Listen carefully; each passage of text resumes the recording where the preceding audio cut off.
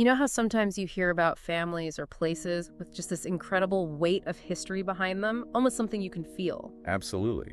And today we're stepping right into one of those, a lineage that claims, well, an astonishing 2,600 years of history. Yeah, it's pretty mind-blowing. We're diving into the world and perspectives of Kanetsugu Tsuchimikado. He's the current head of the Fukakusa Hata clan. That's right. And for those of you who love uncovering those hidden connections and maybe surprising facts, this should be really fascinating. Definitely, because this isn't just, digging up old records. We're touching on their origins, sure, but also their unique traditions, how they view what's happening globally right now. And even ideas about personal growth and navigating the future. It's a really broad look. So let's start at the beginning. His early life, it sounds like, well, not your average childhood. Raised by two specific people. No, definitely not average. From a very young age, he was basically immersed in the clan's heritage.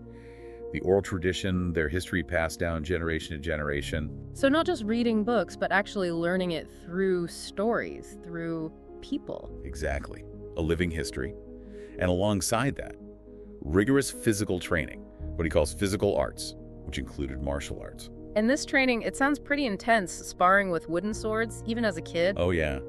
He describes it as very demanding. It sounds like it was partly about physical skill, but also about testing commitment, fortitude. Like a selection process, almost, to see who was really cut out for it. That's a good way to put it. Identifying who had the strength and dedication needed to carry that legacy. But what's interesting is, despite all that, he initially walked away, went to Tokyo, got a regular job. Even went to the U.S. for a while, working in IT. Right. It shows this pull, maybe, to see the world outside the clan. Yeah, that tension between destiny, maybe, and individual choice.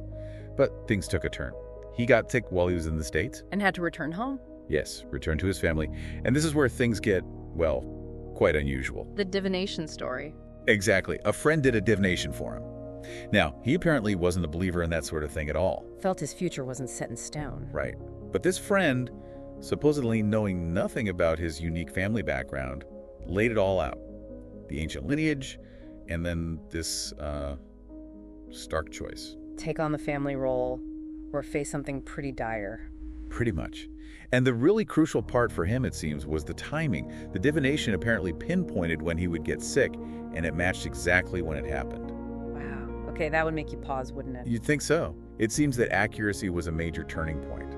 But it wasn't just about accepting fate, was it? He talks about changing the intensity of it. Yeah, that's a fascinating concept. The idea that you can understand your fate, your path, and by taking the right actions, you can actually influence the outcome. Mitigate the bad, enhance the good. So not just passive acceptance, but active engagement. Precisely. And that understanding, that perspective, is what ultimately led him to accept his role, to step into the leadership of the clan. Okay, so let's talk more about the Hata clan itself. It's not just one family, is it? It's bigger than that. Right. He explains it's both a core family lineage, but also a wider group, a collective, with dedicated members. And yeah, there are these urban legends surrounding them. Portraying them as this, incredibly powerful, almost hidden group. And he identifies as the head of the Fukakusa lineage, which is one of the key ones. He says there are 5 Hata clans altogether. 5. Okay. But 3 are apparently particularly influential. He names Fukakusa, that's his, and Matsuo. The third one he keeps quiet about, says they're currently active. Active in what way? Does he elaborate? Not really, but he drops this intriguing idea that these powerful clans might have people placed within various companies. Like influencing things from the inside? Potentially. He even suggests they might foster a kind of friendly competition between companies without the people involved even knowing there's this deeper connection. Huh. That certainly makes you think about hidden currents in business and maybe even politics. It definitely opens up questions about unseen influence and, long-term strategy. Let's shift gears back to their origins. There are these persistent stories linking the Hata to ancient Jewish ancestry, but he has a different take. Yeah, he pushes back on that. His perspective from their oral tradition is that they were originally in Japan, then they left, traveled elsewhere, and then came back to Japan way before the Jomon period even began. Why leave and come back? What's the logic there? His point is about migration. He argues that for a large group to move somewhere, they generally need to know where they're going. It implies they already knew Japan had a connection there. Okay. So the return migration suggests prior presence. Makes sense. And then he brings in this concept he calls yin-yang Tao. He traces its roots all the way back to ancient Egypt. Egypt, not China. Originally Egypt, according to him, Huh. and linked to alchemy, the ancient tradition of transformation. Right, turning lead into gold, that sort of thing, but also deeper philosophical stuff. Exactly. So this yin-yang Tao, this knowledge, supposedly traveled from Egypt to China. And that's where it became the yin-yang and five elements theory that most people are familiar with. That's his explanation. It evolved, it was adapted in China, and then eventually that knowledge made its way back to Japan, where it's known as yin-yang do, or onmyodo. It's like this ancient knowledge took a massive detour. A very long one. And he even suggests that the translation or adaptation process in China might have been, let's say, not entirely straightforward, maybe deliberate changes or omissions. Why would he think that? He points to phonetic similarities between the Japanese onyomi reading of the characters for yin-yang do. That's the Chinese-derived pronunciation, right? Correct. Similarities between that and certain ancient Egyptian words. He sees it as a linguistic clue pointing back to Egypt. That's fascinating. And this ties into even older origins. He talks about coming from the stars. Yes, the oral tradition apparently goes that far back. Specific mentions of the Pleiades constellation. The Seven Sisters. Okay. And also Orion. But interestingly, he describes Orion not as a place, but as gas. As gas, like a nebula. Yeah. That's quite specific for an ancient oral tradition. It is striking, isn't it? Especially given our modern understanding. It suggests maybe a different way of perceiving celestial objects, or perhaps incredibly ancient knowledge preserved. And this ancient theme continues with building techniques, kneaded rock. He talks about ancient sites in Japan, predating Jomon pottery culture, built with this method, and he draws parallels to the incredible stonework you see in Egypt, the pyramids, or sites in South America. That smooth, almost impossible-looking stonework. Exactly. And then he introduces this really out-there idea, lost technology, specifically using sound to move huge stones. Sound. Like sonic levitation or something. Something like that. Not necessarily full levitation. Maybe just enough to reduce friction, make these massive blocks easier to maneuver. Tiny levitation, he calls it. Okay, that's definitely not in the standard history books. No. And he suggests these kinds of technologies might have just faded away, become obsolete or even suppressed, perhaps due to changing economic interests during the Industrial Revolution? Because new industries wouldn't want competition from old, potentially free energy or construction methods. That's the implication. A provocative thought about how progress sometimes leaves things behind, maybe deliberately. So bringing it closer to our time, he talks about the near future, changes coming between 2026 and 2027, based on this yin-yang Tao. Yes, he anticipates significant shifts then. Changes in fortune, major realignment. But very soon, what's the advice? Preparation. But more specifically, aligning your actions with your intuition, your genuine desires. Not fighting the changes, but flowing with them. Going with the current, not against it. Exactly. And also, crucially, helping others. He stresses that collective well-being is essential for navigating these shifts successfully. We need to help each other through it. Makes sense. Now, what about some of these more shadowy elements he mentions, like Yatagarasu? Ah, yes. The mythical three-legged crow. He speaks of it not just as myth, but as a real entity or group working behind the scenes. Doing what? Protecting Japan, essentially. Operating in the shadows. He even mentions they have numerous family registers. Like multiple identities? For intelligence work. That's the comparison he makes, yeah. Like having multiple passports, it paints a picture of a very discreet, long-standing network. And then there's this idea about the emperor's power not being solely about lineage, but about self-belief. Yes, an unwavering belief in oneself.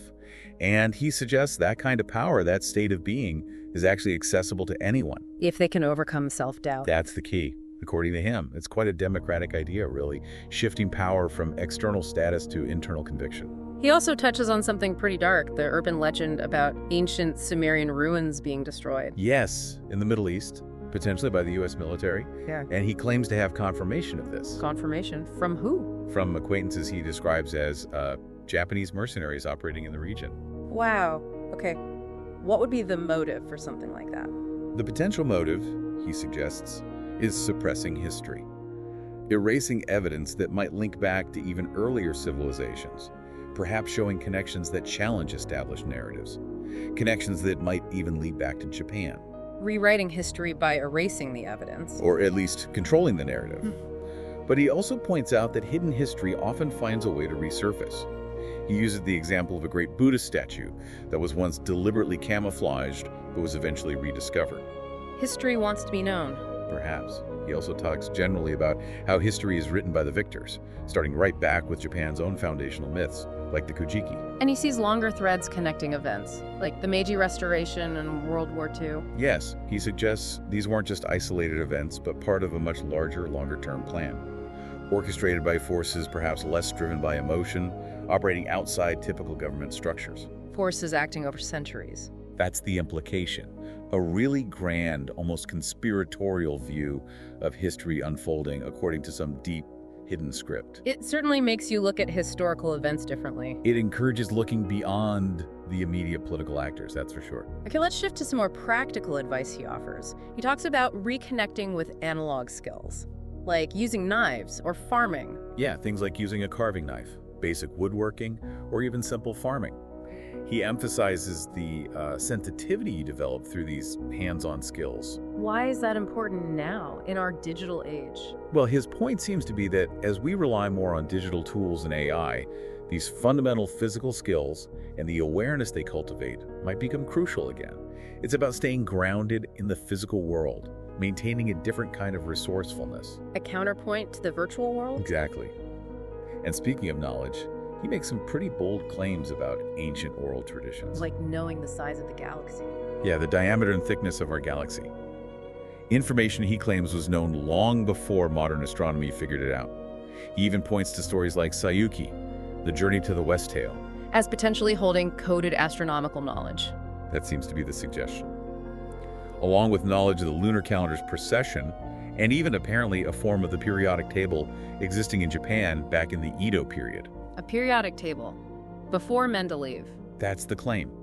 It definitely challenges the conventional timeline of scientific discovery. It sounds like holding this kind of knowledge might be risky. He touches on that briefly.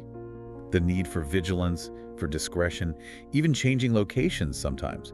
It hints at the sensitive nature of what they're preserving. And then this idea of luck being trainable. Yes. Not just random chance, but a talent, a skill you can actually cultivate and actively use. He encourages people to, work on their luck. How do you do that? Well, he mentions his book is coming out soon, January 25th, actually.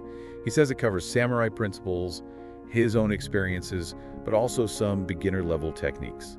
Things for training luck, and even some simpler divination methods for navigating what's coming. Interesting. Practical tools. Seems so. And one last point he emphasizes. Physical strength, especially core muscles. Why the core? For grounding. He sees it as the foundation for spiritual well-being. A strong physical core provides stability for everything else. It's that mind-body connection again. A very holistic view. Definitely. So wrapping this up, we've journeyed through, an incredible span of history, looked at the Hata clan's hidden legacy, their unique takes on ancient knowledge, global events. Consider these potential big shifts coming soon, and the importance of, personal skills, intuition, and even luck. It's been a deep dive into some really surprising and frankly thought-provoking territory, a different lens on history and maybe the future. Absolutely. A glimpse into a world where ancient traditions are still very much alive and influencing the present. And maybe the final thought for you, listening, is just that. How much history remains unseen? How many layers are there beneath the stories we think we know? It's an invitation, perhaps, to cultivate your own strength, your intuition, and keep exploring those hidden connections as you navigate whatever comes next.